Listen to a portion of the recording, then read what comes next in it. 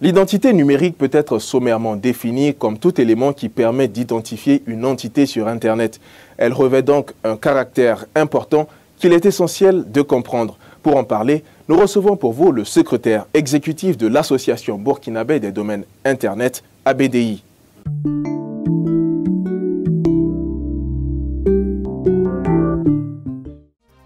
Monsieur Isaïe Towe est ingénieur de conception en informatique et télécommunications spécialisé en transformation digitale. Il est vice-président de l'initiative pour la gouvernance de l'Internet au Burkina Faso et depuis 2021, secrétaire exécutif de l'Association burkinabé des domaines Internet, ABDI. Bonjour Monsieur Towe. Bonjour.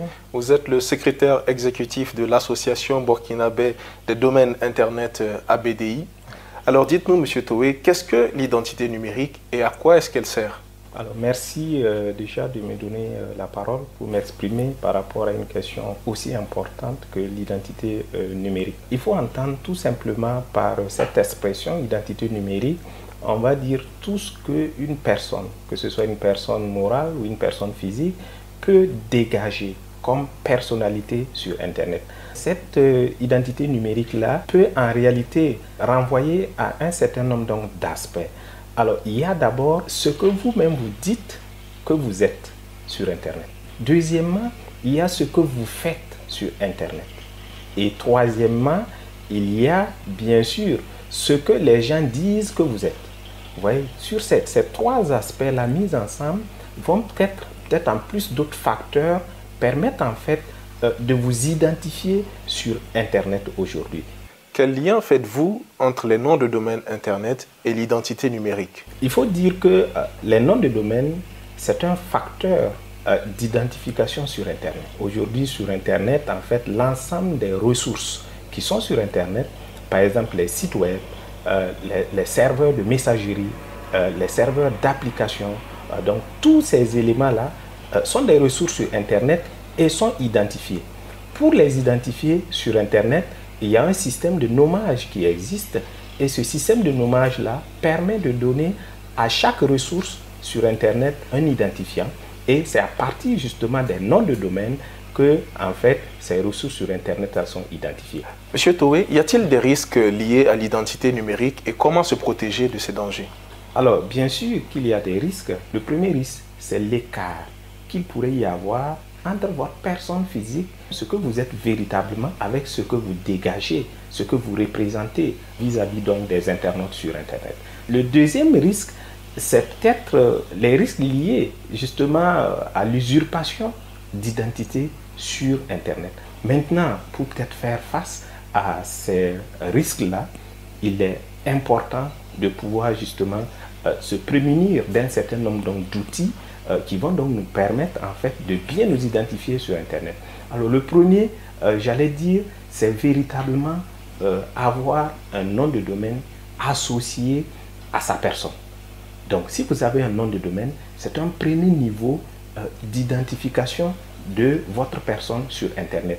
Et ensuite y associer les autres aspects comme les sites web, comme votre messagerie professionnelle qui a un nom de domaine qui est en fait identifié en votre nom.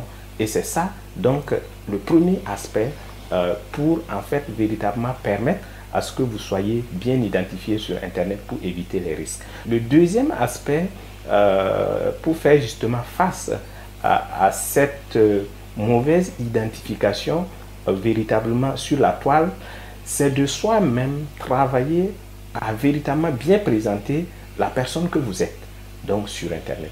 Et peut-être troisièmement, c'est qu'un certain nombre donc en fait d'outils permettant d'avoir un identifiant unique des personnes puissent en fait être mis en place, ce qui est aussi un gage en fait pour contribuer à une meilleure identification des personnes sur Internet. Quels sont les champs d'application qui pourront générer la mise en place de l'identité numérique pour tous au Burkina Faso? L'identité numérique pour tous au Burkina, il y a vraiment plusieurs champs d'application qui peuvent en fait être mis en œuvre. Le premier, c'est d'abord la question de la sécurité intérieure et de la lutte contre la cybercriminalité et la lutte contre également le terrorisme.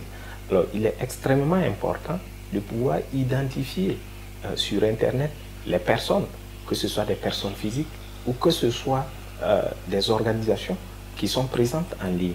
Et c'est cette identification-là qui va permettre en fait de bien manœuvrer la lutte contre cette cybercriminalité, la lutte contre le terrorisme à partir donc d'un certain nombre d'aspects qui sont aujourd'hui réalisés d'abord à partir d'Internet avant de se concrétiser sur le terrain. Alors le deuxième champ d'application, c'est la santé. Dans le domaine de la santé, il est extrêmement important aujourd'hui de pouvoir bien identifier les personnes, puisqu'on est progressivement en train donc de digitaliser l'ensemble des services de l'administration. Donc parmi ces services à digitaliser là, il y a probablement le dossier patient. Donc quand on va avoir un dossier patient numérique, ben, il faut que les personnes soient très bien identifiées justement de sorte à ce que en fait lorsqu'il y a des soins qui sont donc administrés, qu'on administre bien le soin qu'il faut à la bonne personne. Troisièmement, il y a justement le domaine de l'économie et des finances, puisque aujourd'hui, toutes les opérations que vous faites à partir de vos cartes bancaires, à partir des solutions de mobile money, ben, c'est votre identité numérique qui est mise en œuvre afin que justement ces opérations-là puissent être effectuées. Existe-t-il un cadre légal de l'identité numérique au Burkina Faso? En loi spécifique, on peut parler de la loi sur les données à caractère personnel. Donc cette loi-là justement qui vise à protéger les personnes en ligne par rapport à l'utilisation des données qui concernent donc ces personnes-là sur Internet.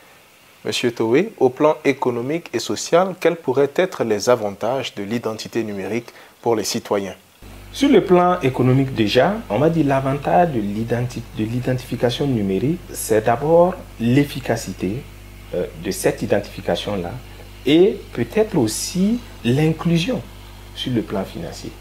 L'inclusion financière, quand on regarde, ça s'appuie fortement sur justement l'identité numérique, puisque c'est par exemple les solutions de mobile money qui sont donc utilisées aujourd'hui pour que nos parents qui sont donc au village, qui sont dans des zones très éloignées, pour qu'eux également, ils puissent en fait avoir une certaine inclusion de l'utilisation des dispositifs financiers, on va dire. Deuxièmement, l'identité numérique pour le citoyen va lui permettre en fait d'accéder plus facilement à un certain nombre donc de services publics qui sont offerts par les administrations publiques.